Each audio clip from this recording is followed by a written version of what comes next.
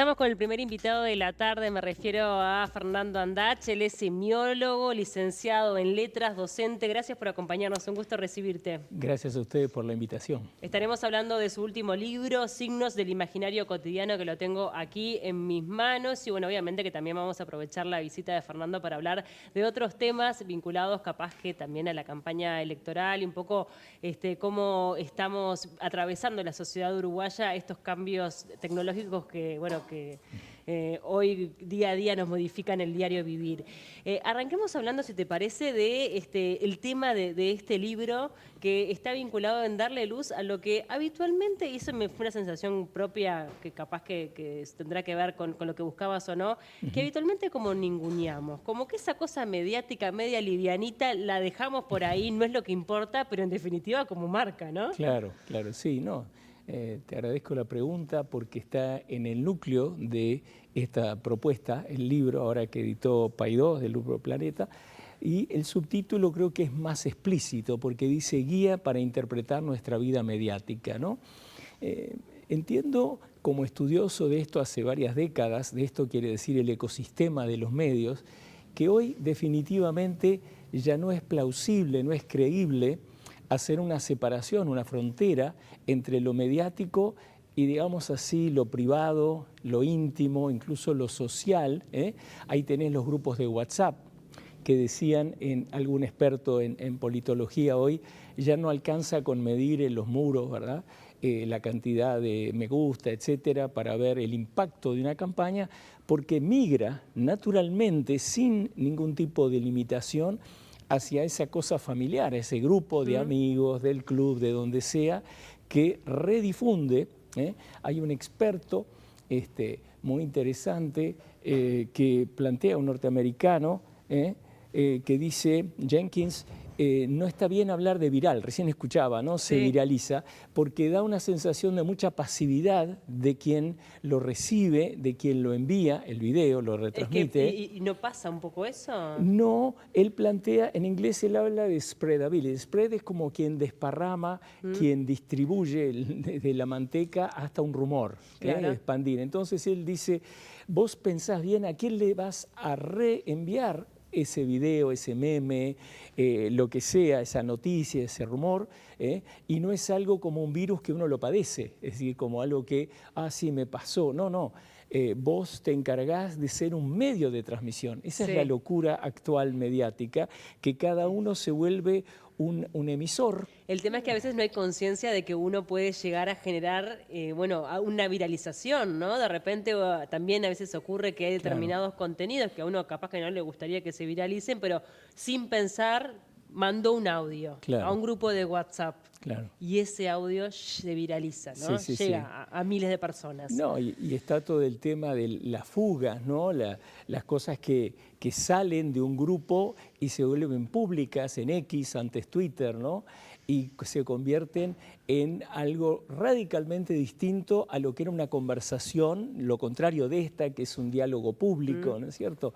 Y adquieren otra naturaleza, otro efecto, y por eso yo en el prólogo señalo algo que la semiótica, que es lo que practico hace ya por lo menos 40 años, le presta mucha atención. Tú hablabas bien de lo que uno ningunea un poco, que es lo superficial, ¿no? Uno dice, no, yo quiero lo profundo, ¿qué hay detrás? Siempre esa pregunta, ¿qué hay detrás, ¿no? de tal denuncia, de esto?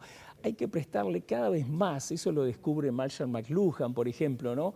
Cuando lo invitan a un programa, había habido una polémica de todavía el tiempo temprano, ¿no? Entre Gerald Ford y Jimmy Carter, que lo gana luego Jimmy Carter, la presidencia de Estados Unidos, y le dice, no entendieron nada de lo que es la televisión, no importa lo que están diciendo, importa la gestualidad, importa la corporalidad, ese mítico primer debate entre Nixon y Kennedy, John Kennedy, donde uno venía de una ictericia, Nixon que era mucho más, digamos así, sabía mucho más de política, era más experto, el otro era un senador joven. Sí, pero la imagen ahí pudo más. Y ahí ganó en la tele la popularidad, pero en la radio ganó Nixon. Claro. O sea que ves cómo lo de McLuhan en el medio es el mensaje, sigue siendo verdad. Y volviendo a lo que planteaba, el libro entero, sus 15 capítulos que empiezan nada menos que con Jaime Ross, que hoy está haciendo las delicias de la muchedumbre en la Sala de la Reta, en ese gran último concierto de sus 70 años, también cantados y compuestos.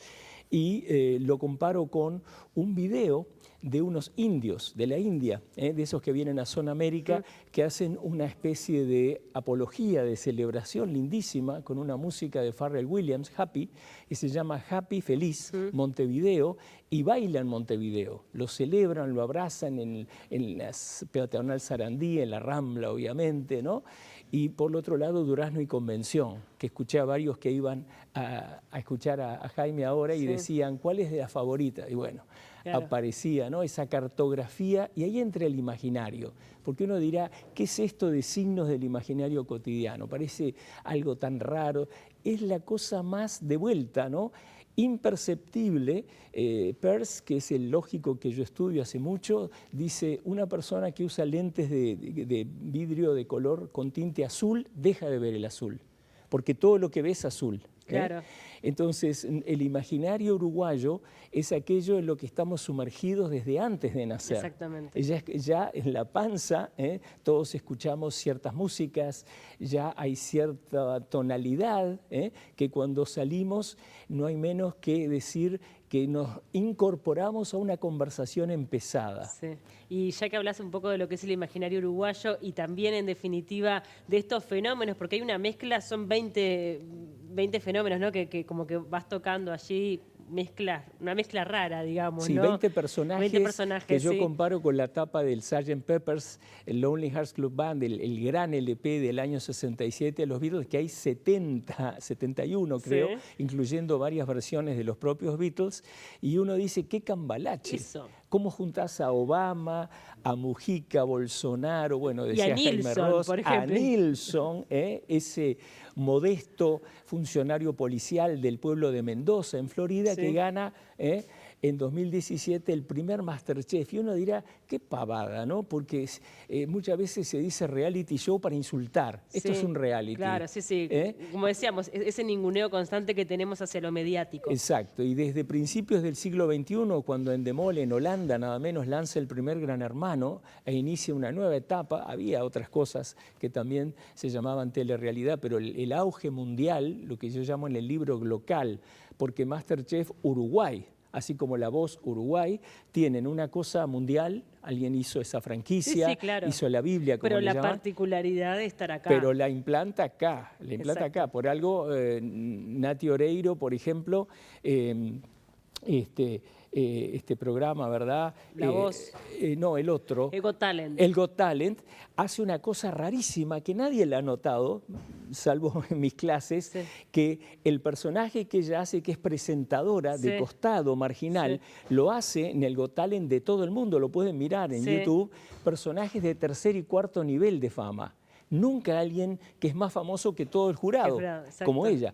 Eso es parte, ese es un ingrediente, un condimento del imaginario, que es la famosa modestia uruguaya, la humildad. Bueno, que Nilsson es como la representación más encarna, absoluta, ¿no? Lo encarna al 100%. Es el Obdulio Jacinto Varela, tal cual. Que se cuenta que en Maracaná en el 50, después de la mítica, legendaria victoria, dice que sale a emborracharse de tristeza. Eso es el colmo, porque le sacó la alegría a ese pueblo que estaba pronto, obviamente, a festejar el campeonato. Increíble. Me gustaría también hablar un poco de cómo estás viendo la campaña electoral, independientemente de que sé que no estás muy atento, no lo estás trabajando a nivel profesional, bueno, pero viste que uno es lo que es. Vive acá. Vive acá, viste, y como que tiene gajes del oficio que no hay forma que escapen. Claro. Sí, tomaría un ejemplo concreto, ¿no? A mí me encanta la semiótica, como explico siempre, al no ser parte del currículum de secundaria, ¿no?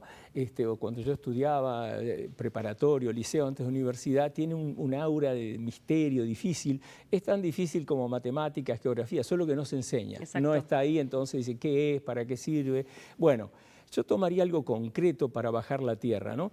Se discute en estos días, incluso se ha acusado de transgresión de la ley electoral, un larguísimo spot, ¿no? Sí, Es decir, el de Álvaro Álvaro Delgado, Delgado. de 5 minutos. Ahí está, ahí está. Entonces, ahí vos tenés algo que incurriría por su magnitud, por su extensión, en contra de esa ley nunca escrita, esa especie de patrón oro, que es lo chico, lo pequeño, como decía Real de Azúa en un libro genial del 64, que era El impulso y su freno. Es una crítica del vallismo muy inteligente, tiene 60 años el libro y sigue siendo válido. Él decía, todas las pasiones en Uruguay son amortiguadas.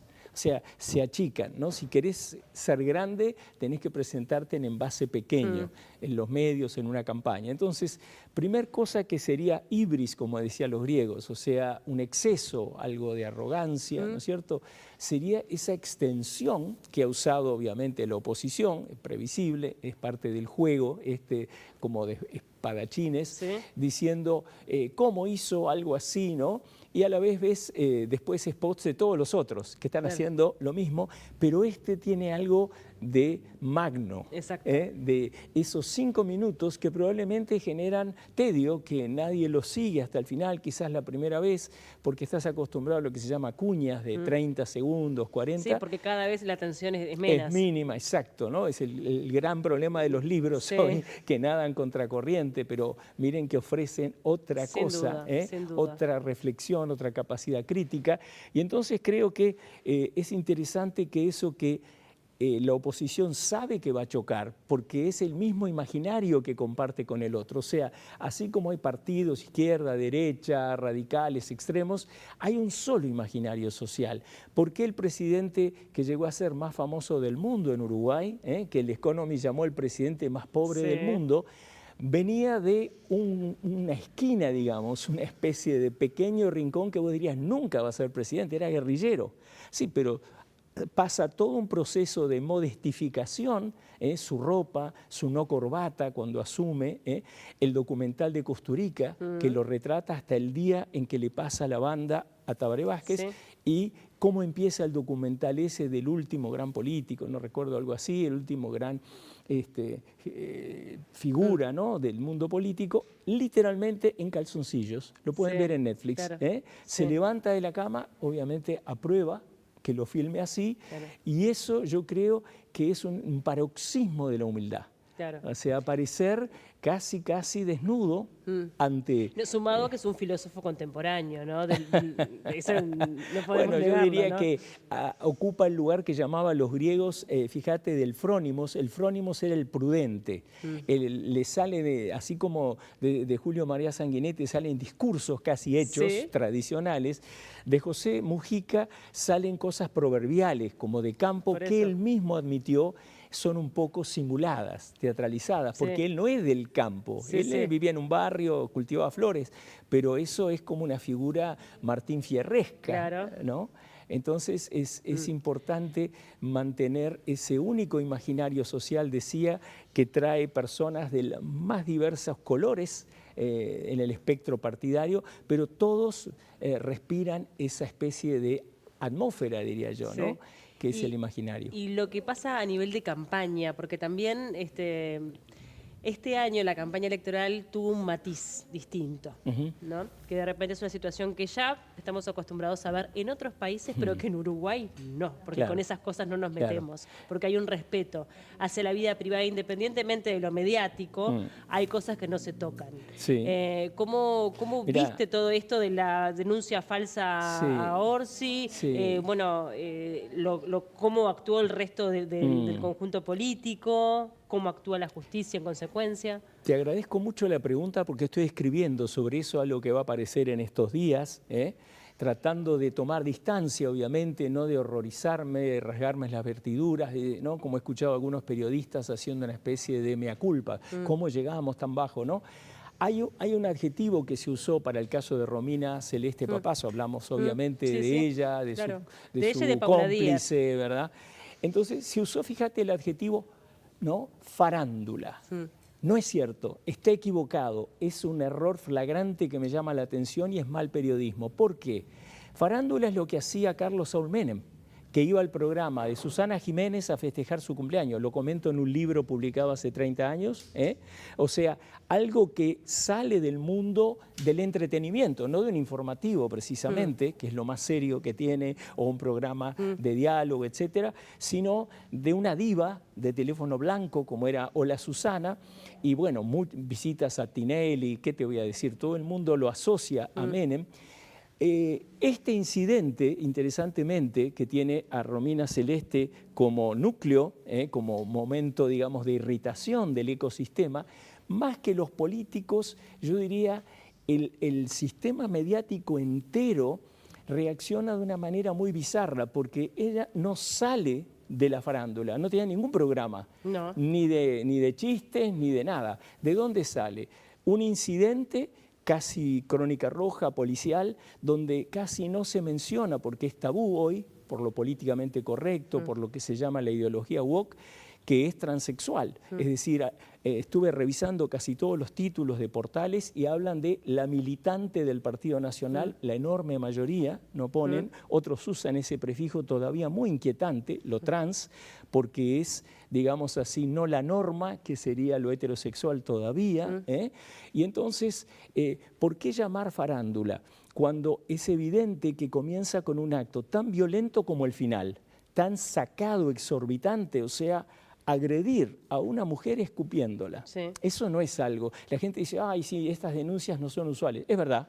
Y meterse en la vida íntima y hacer una denuncia de carácter escabroso, totalmente inusual. Pero también es inusual en plena calle no ir a agitar en contra del acto en favor de Lula da Silva en la Intendencia. Eso, digamos, yo pregunto a todos en las clases que doy en la Facultad de Comunicación, Información, si hubiera sido un hombre con la camiseta del Partido Nacional o una mujer, ¿hubiera pasado todo lo que pasó después? ¿No?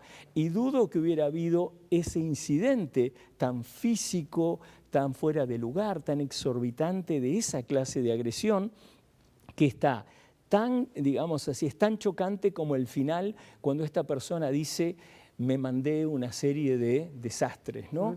El desastre ya está en el comienzo. ¿Y cómo los medios no lo tratan?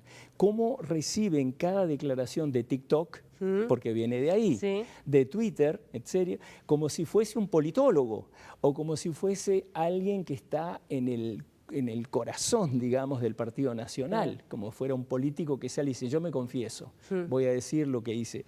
Entonces yo creo que hay una fascinación, y ahí sí quería decir esto, muy parecida, no a la farándula, que es una tontería, a lo que hace el reality show como diseño, que es sacar a la persona, desquiciarla. Sí.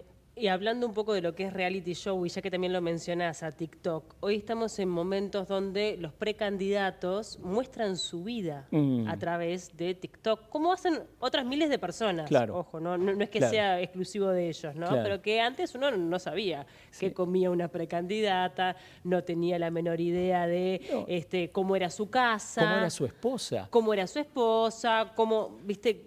Y hoy es muy común ver a precandidatos o integrantes de la política en las redes sociales con este tipo de usos tan extendidos en el resto de la sociedad. Claro. ¿Esto suma o resta? Mirá, en el libro que mencioné, que tiene 30 años antes que este es la continuación, que se llama Signos Reales del Uruguay Imaginario, analizo la campaña del padre del actual presidente de la calle Pou, de la calle Herrera, Luis Alberto, y analizo un spot que chocó en ese momento, comparado con lo que pasa ahora. ¿Y qué mostraba? La familia toda caminando por la playa.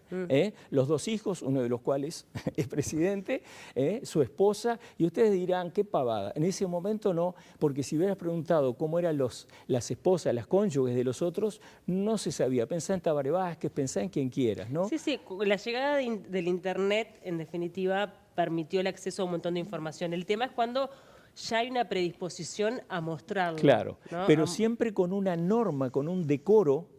Por ejemplo, Robert Silva, vi algunos spots de él, dice: yo nací en una familia modesta, gracias a una beca, qué sé yo, pero vuelvo a lo otro, ¿no? Es decir, los medios que tanto denostan el reality, se consideran, sobre todo los periodísticos, ¿no? no saben cómo actuar todavía, están como partidos entre la fascinación de una especie de volcán, de algo que cualquiera se diera cuenta es un desenfreno a punto de estallar, hablo del caso de Romina Celeste, y el saber que eso da un rating fenomenal, exacto, que la gente quiere saber lo último porque es algo desquiciado, pero estaba desquiciado del inicio y el fin es nada más que lo que llaman los psicólogos una profecía autocumplida. Es decir, no podés esperar que llegue un análisis frío del lugar, de los nuevos géneros, de las nuevas, digamos así, sexualidades. No es así. Esta persona irrumpe de modo violento, termina, y el tema es que todavía el sistema mediático no sabe qué hacer, sobre todo en Uruguay, que es tan mesurado, que quiere ser comedido, y llega luego a agarrarse la cabeza y decir, ¿cómo llegamos acá? Y bueno, así llegaron, frente a esa tentación a la que no pudieron decir que no. No subestimando lo mediático, y volvemos como al comienzo de la charla. Signos del imaginario cotidiano es el último libro de Fernando Andach. ¿Está disponible en todas las librerías, Fernando? Sí, y sale dentro de unos días la versión digital, el ebook, que me encanta porque tengo colegas en México, en España, en Portugal que me lo piden. Entonces, gracias al Grupo Planeta y Paidós, van a sacarlo de ese modo que puede viajar, y estos signos espero lleguen a lugares donde la semiótica parece aún distante, y yo creo por eso se llama, repito, Guía para interpretar nuestra vida mediática, y una de las secciones es signos para reflexionar y volver a mirar y leer lo que leemos y miramos, porque ese vértigo, ¿verdad?, de las plataformas, el streaming, todo es bárbaro, a todos nos encanta, pero nos va volviendo cada vez más, digamos así, distantes de la reflexión, de la crítica, que es lo mejor que podemos crear en una casa, en un ambiente como educación tan valiosa como la formal. Sin duda, y nos permite además, con estos claros ejemplos, poder extrapolarlo a otro montón de situaciones que vemos en el día a día. Totalmente. Y brindar otro tipo de reflexión al respecto, que eso es lo que el cometido, me imagino, del libro. Esa es la idea, exactamente. Gracias por acompañarnos, un gusto recibirte. Muchas gracias por la invitación.